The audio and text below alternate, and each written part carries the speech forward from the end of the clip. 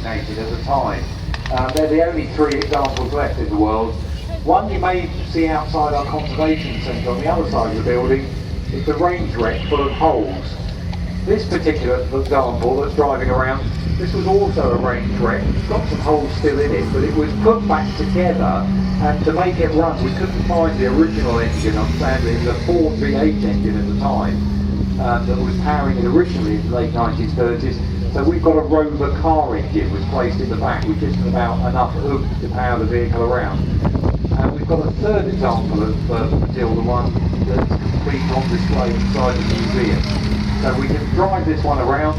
We don't like cheating on the hull, we like trying to use original components, but this was the way we can show this vehicle manoeuvring. And it's an absolute classic, because this vehicle dates back to the period just before the Second World War, when the War Office in London decided we needed what we called then an infantry tank.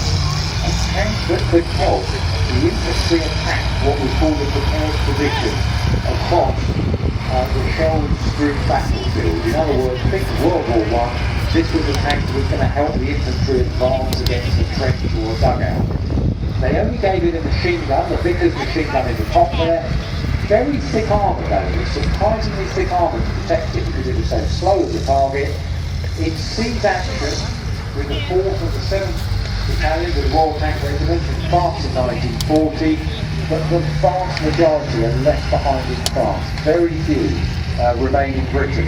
And we, even as it went in production in 1939, we've already started making a better tank called the Matilda II. And the Matilda II, another infantry tank, our own Matilda II, you may have seen driving around here in previous displays. At the moment we're restoring it. If you'd like to see some imagery of that restoration going on, go on our website. We're doing little films about the restoration there, called the Matilda Diaries. Second tank coming around, behind the Matilda one, is the Valentine. Now the Valentine is the tank Britain made most of in the Second World War. We made over 8,000 Valentines. Tends to get forgotten about. It started life as an infantry tank. This particular variant with a 6-pounder gun on, we ended up using it as a cruiser tank for exploiting the gaps that the infantry tanks made going off into the distance. Again, this was a wrecked vehicle. We got an engine back together in the rear of it, and the gun barrel's a dummy. It's not the original barrel that was on it, but a Mark IX Valentine tank. And Valentines were supplied not just to the British and Commonwealth forces, but actually a number of them were shipped over from Canadian manufacture going straight off to the Soviet Union. And they use a very reliable vehicle. So again, we always have a bit of a tendency to denigrate our own vehicles in Britain. The Valentine early in the war, great reliability compared to some of the other tanks we were making.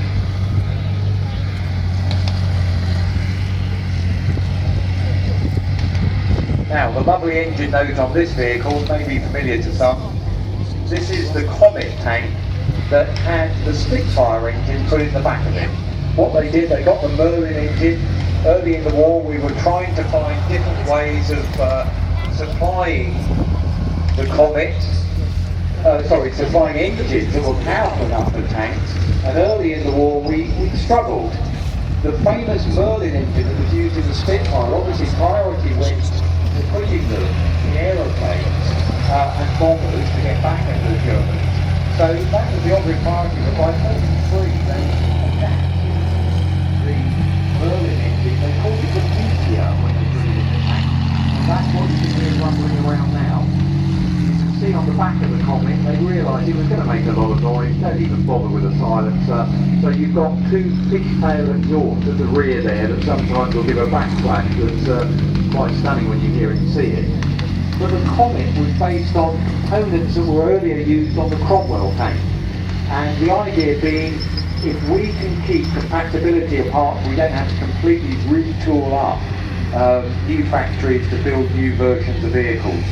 The Comet comes into service late in 1944, and that gun with the, it's basically a slightly shortened version of a 17-pounder gun, and that could fire discarding sabot ammunition, which means it would fire out the end of that barrel a small pot that contained a slug of tungsten.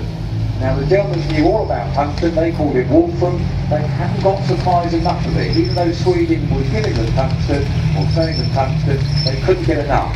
And that 17-pounder, when it fired with discarding Sabo ammunition, had better penetration than the 88mm on the famous Tiger 1 we'll see in a while. So it was a cracking bit of kit, the Comet tank, but it doesn't see much service because it only gets there right at the end of the war. Now, probably, arguably, for some countries, the best tank of all time, this is the famous Centurion tank that was designed in Britain in the war, doesn't see action, is rushed down to Germany in May of 1945, and misses the end of the war by a few weeks. The Mark I Centurion had that same gun on, the 17-pounder, then a 20-pounder, and then this version, the 105mm gun, the 07.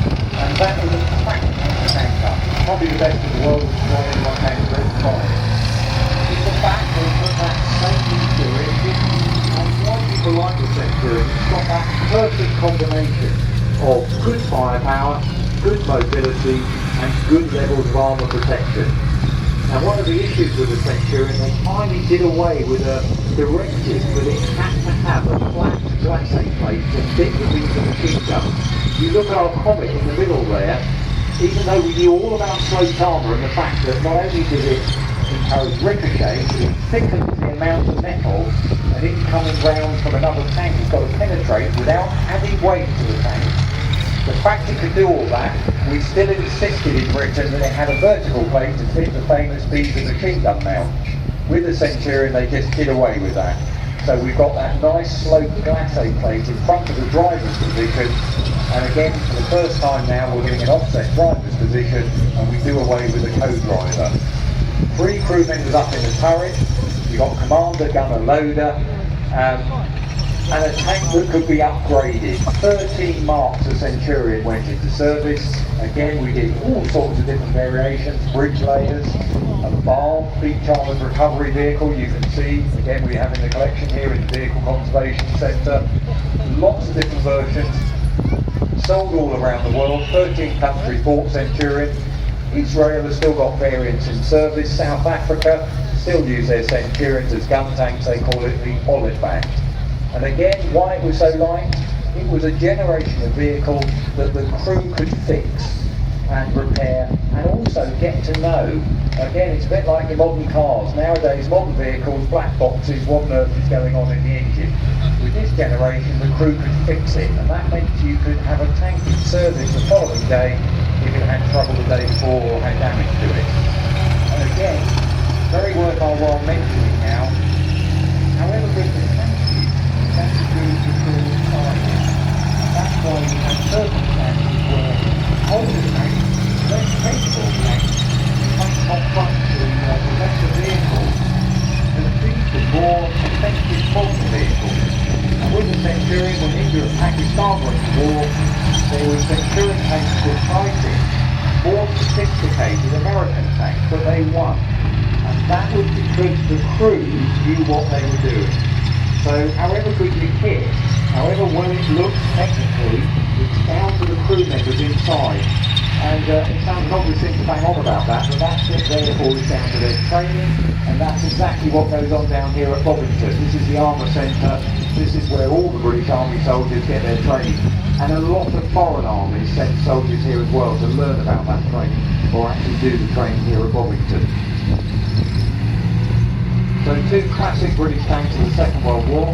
The Comet was sold on for a number of other countries, there was service in Finland, Burma still had it in service, and it's nice to thank you.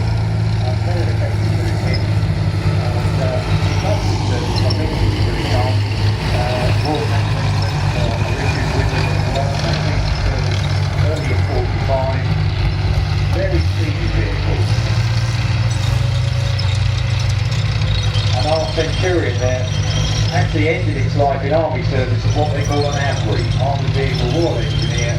It was a way of increasing our engineering assets by taking on redundant gun tanks that had a big dozer blade was actually fitted to the front of the vehicle. We've taken it off, but you can still see the mounting points on the front.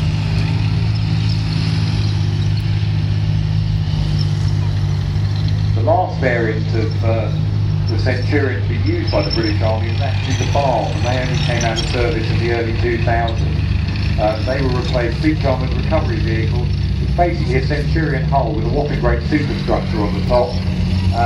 We had Sherman bars for D-Day, converted Sherman tanks. We've got the replica one in one of our car parks.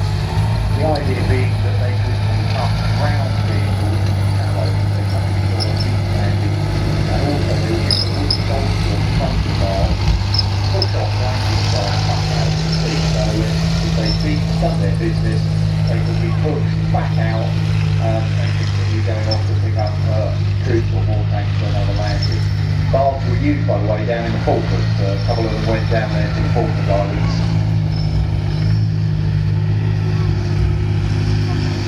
So the Centurions will replace Centurion. Barb replaced the British Army service. It's the first time we've used a Leopard variant. So we have the Leopard Hippo, is now used by the to recover ground vehicles.